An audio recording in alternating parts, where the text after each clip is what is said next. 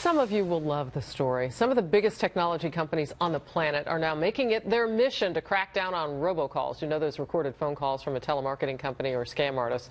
According to the FCC, robocalls are the #1 complaint from customers. So now more than 30 companies, including Apple, BlackBerry, Google, and others, you will see there on the list there, are joining the U.S. government to form what they're calling a robocall strike force.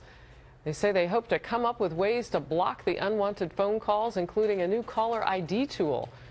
The strike force plans to submit a report to the FCC in October. We'll report to you when that happens.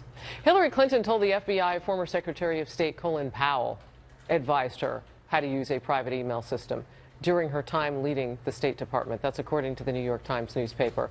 It reports Secretary Powell gave the advice to Clinton at a dinner party hosted by former Secretary of State Madeleine Albright, shortly after Clinton became Secretary of State. Representatives for Secretary Powell say he does not remember having that conversation, but they say Powell and Clinton did have an email exchange about the issue.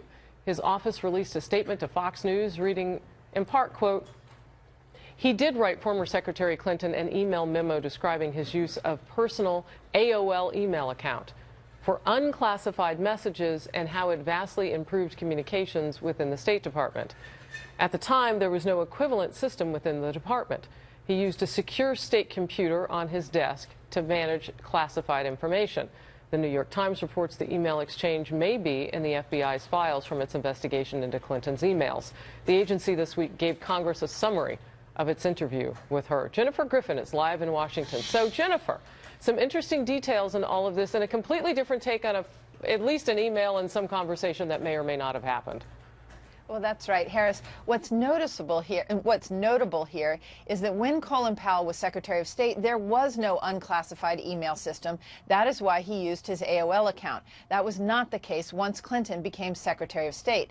Also, separately, in terms of the Clinton Foundation, just one day ago, we learned that the Clinton Foundation, which the Justice Department has declined to investigate for so-called pay-to-play arrangements, announced that if Secretary Clinton is elected president, Bill Clinton will step down from the foundation and no longer give paid speeches. The foundation will also stop accepting donations from foreign governments and corporations. However, there is still more opportunity for the Clinton Foundation to accept donations at a two-day global initiative event in New York in September, following the annual UN General Assembly, when many world leaders are slated to be in New York. Harris. Well, one thing I wanted to clear up before we move on, and it's my understanding that Secretary Powell, under no shape or form, had an unsecured server in his home, correct? That didn't happen. Absolutely. That is a conflation of two different things. He used an AOL account. Again, the State Department didn't have an unclassified system. And remember, this was years ago when email was not as prevalent. So he chose the AOL, but he didn't have a private server. That's a big difference. All right. Jennifer Griffin, thank you for clarifying that and for the report. We appreciate it. Let's bring in our panel now. Tony Saig, a Republican strategist, and Nomiki Konst, who is a strategist on the Democratic side. She's also host of The Filter on Sirius XM Radio. Good to have you both. Hey, Harris. All right, so we can start there, because I saw you nodding as I brought up the point that these are actually two. Actually, you were both agreeing on this point that Powell would not have had an unsecured server, home-cooked version in the basement, and then yet another one attached to that somehow. He didn't have that, but she did. Yeah, and he made it clear he used a private email to have non-classified discussions. He didn't host his own server in which government was not able to have access or protect any classified correspondence. Look, this is part of the laughable Hillary defense that she's tried to use so often, and it's always blaming former secretaries of state. But as we've learned, because she has suggested they've done the same thing, but as FBI Director Comey in his final report explained very clearly, no one had ever gone to the unprecedented step of having their own server. In fact, what she did violated the Obama administration protocol on how to archive and how to house and secure information. So regardless of what Colin Powell told her, he had no jurisdiction or authority on the matter. The Obama administration did, and she violated that protocol. Well, and it was my understanding, Nomiki, that she would have actually read through and signed a document that she understood the principles of protecting classified information, so on and so forth. And I see you nodding. You are the Democrat at the table, but apparently laws are laws, and I'm not going to defend violating codes and agreements that she set with the Obama administration. The reality here is, I think what's happening is they're trying to spin a story that just won't go away, and it's a story that, you know, most Americans understand how email works today. In 2004, email was a very different situation, and the rules at the State Department were very different. Since 2004, since 2005, when Colin Powell left the State Department, those rules have become more complicated, more detailed, and the rules around classified information as well. And one of those is you don't set up a separate server in your basement. It's very simple. I mean, the problem here, I think, is right now that we're in the middle of this election and investigations continue.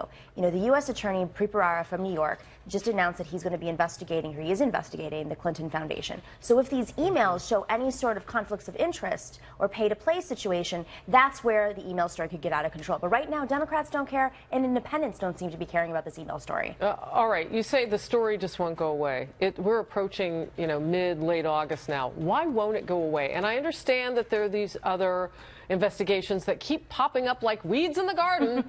But aside from all of that, what is it politically that is so perilous for Hillary Clinton, even when independents and Democrats say they don't care? The story won't go away. I think the legality is what is politically perilous. If this becomes another investigation. Are you worried? I mean, I don't know what the content of the emails is, and I don't know anything about the investigation because it's very tight. But I think what I'm worried about is that if this drip, drip, drip continues and Republicans have more ammunition, even though Donald Trump and Hillary Clinton have a wide, there's a wide margin in the polls right now, in those swing states in Ohio and Florida, that could make a difference. All right, so Governor Huckabee was on Outnumbered earlier today, and he said that if Republicans had not had a 14-hour-long hearing with her on the Hill, if it had been 1 hour and it had not given Democrats to come on board to say, and I love this and I love this about you, so if they had stuck to holding her feet to the fire, we might be in a different place. What's your thought on that? Well, look, the Clintons are experts at basically overexposing their scandals to the point where people are tired of talking about them, and that's kind of how they navigate themselves out of being complicit in what is, by all kind of accounts, something that at the very least is shady. And you know how we know it's shady, Harris? They just announced that if she is to win, the Clinton Foundation will no longer take corporate donations and will no longer take donations from foreign governments. But the point is, this is, to me, an admission that at the very least it creates an impropriety, an appearance of impropriety that is too much to bear. But if it was too much to bear if she were to be president, how about the fact that she was Secretary of State? This should have been done a long time ago. It's an excellent question. Yeah, and it's a very fair question. So here we are on a day in which people are talking about and critics are saying, oh, Donald Trump keeps firing people. And you have a woman who quite possibly should have fired some people who put her in jeopardy as Secretary of State if they, in fact, were telling her it's okay to have this in your basement. We'll come to your house. We'll help you set it up. And, you know, I don't think that anybody really thinks that Colin Powell went to her house and set that up. I think we all know it was Brian Pagliano. But, you know, when you look at this, it begs the question, who did she have working with her? Who was advising her? And I do think it extends a little bit. I agree with Nomiki in that Democrats don't particularly care, although the macro point has been made in that she's untrustworthy and not honest by most Americans' account. But this issue can rise again and impact independent voters who maybe today don't care. But so what if Donald Trump? Well, Donald Trump right now, I think, has refocused squarely on this issue. He smells blood in the water. He realizes the Clinton Foundation, particularly in connection to what came out from Director Comey's final report with the server, are enough of a case to make to show that Hillary Clinton has done things that essentially should disqualify her from being president of the United States, certainly disqualify her from being trusted with national security secrets for this country. It feeds the narrative. And right now, when Donald Trump is being attacked for his own conflicts of interest with Paul Manafort and General Flynn, excuse me, who have relationships in Russia and Ukraine, I mean, that just feeds, it distracts it away from his own problems, very similar problems. Very similar types of problems where you have foreign interests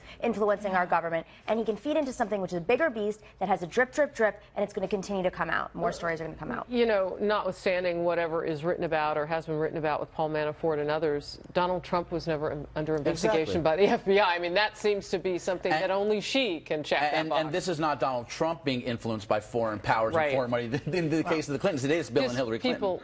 Okay. Good to see you both. Thanks, Sarah. Thank you very much. Can you believe it's already, what are we, just like 79 days away? 80 something. Watch out now. Okay.